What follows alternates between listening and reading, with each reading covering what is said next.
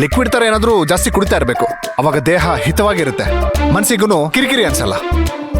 ತಗೊಳ್ಳಿ ಮೇಡಮ್, ನಿಮಗೋಸ್ಕರ ಜೀರಿಗೆ ನೀರು ತಂದಿದ್ದೀನಿ, ಕುಡಿದ್ ನೋಡಿ, ಮನ್ಸಿಗೊಂಥರ ಹಾಯ್ ಅನ್ಸುತ್ತೆ.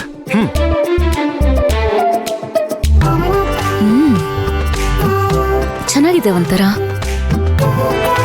ಪರವಾಗಿಲ್ಲ ಕಣೋ, ನಿನ್ನಂತ ರೌಡಿಗಳಿಗೂ ಮನುಷ್ಯತ್ವ ಇದೆ ಅಂತಾಯ್ತು.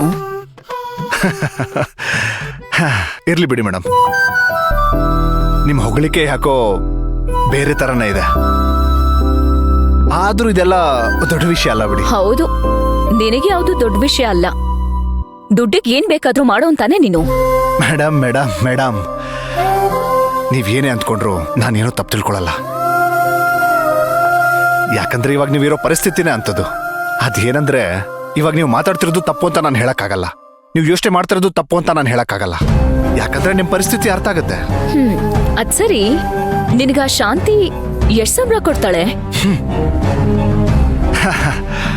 ಅರ್ಚನಾ ಮೇಡಮ್, ಇದೆಲ್ಲ ಸಂಬಳಕ್ಕೋಸ್ಕರ ಮಾಡೋ ಕೆಲಸ ಅಲ್ಲ. ಹಾಗಾದ್ರೆ ಇದೇನು ಸೋಷಿಯಲ್ ಸರ್ವಿಸ್ ಸರ್?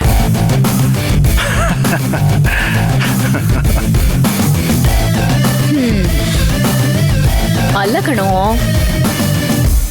ಅವಳಿಗೋಸ್ಕರ ನನ್ನ ಕಿಡ್ನಾಪ್ ಮಾಡಿ ಕರ್ಕೊಂಡ್ ಬಂದು ನನ್ನ ಕಾಲಿಗೆ ಚೈನ್ ಹಾಕಿ ಕೂಡ್ ಹಾಕಿದ್ಯಾ, ಕರೆಕ್ಟ್ ಟೈಮಿಗೆ ಊಟ ಕೊಡ್ತೀಯಾ, ಸಾಲದಕ್ಕೆ ಮೆಡಿಕಲ್ ಎಮರ್ಜೆನ್ಸಿ ಬಂದ್ರೆ ಅದನ್ನೂ ಪೂರೈಸ್ತೀಯಾ.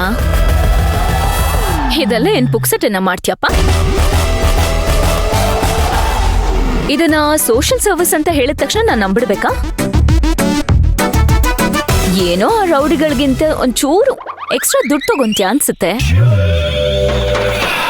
ಫ್ರೀಯಾಗಿ ಮಾಡೋದಕ್ಕೆ ನೀನೇನ್ ಸಮಾಜ ಸೇವಕನ?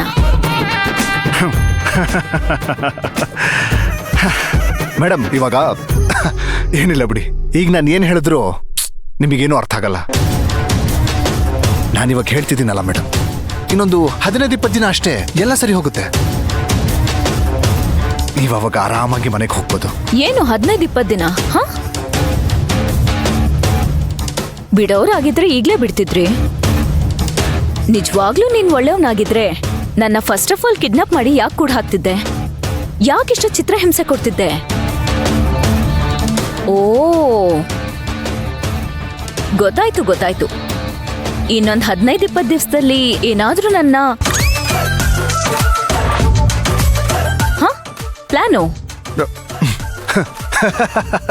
ಇದಕ್ಕೆ ಮೇಡಮ್, ಇದಕ್ಕೆ ಹೇಳೋದು ಮನ್ಸಲ್ಲಿ ಕೋಪ ತುಂಬಿಕೊಂಡಾಗ ಯಾವಾಗ್ಲೂ ಏನು ಮಾತಾಡಬಾರ್ದು ಅಂತ. ಯಾಕಂದ್ರೆ ನಾಲ್ಗೆ ಮೇಲೆ ಹಿಡಿತಾ ಇರಲ್ಲ. ಈಗ ನಿಮಗೆ ಆಗಿರೋದು ಅದೇ.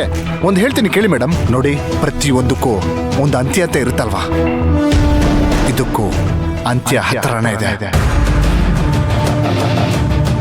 ಇನ್ನೊಂದು 15-20 ದಿನ ಆದ್ಮೇಲೆ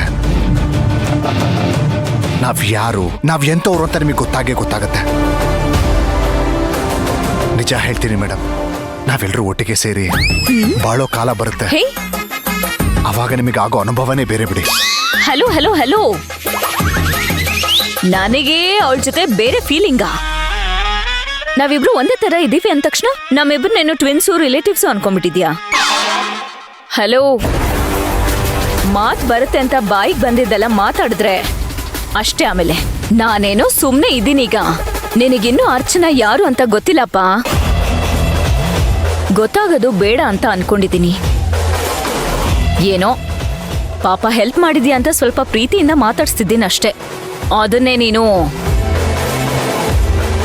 ಪ್ಲೀಸ್ ನಿನ್ ಹತ್ರ ಮಾತಾಡದೆ ಒಂದ್ ದೊಡ್ಡ ವೇಸ್ಟು. ರಿಲೇಟಿವ್ಸ್ ಅಂತೆ, ಟ್ವಿನ್ಸ್ ಅಂತೆ. ನೋಡಿ ಮೇಡಮ್, ನೀವು ಮಾತಾಡಿದ್ರು ಸರಿ, ಮಾತಾಡದೆ ಇದ್ರೂ ಸರಿ, ಆದಷ್ಟು ಬೇಗ ನಿಮಗೆ ಇಷ್ಟ ಆದ್ರೂ ಇಷ್ಟ ಆಗದೆ ಹೋದ್ರು ನಾವು ಒಟ್ಟಿಗಿದ್ದೇ ಇರ್ತೀವಿ.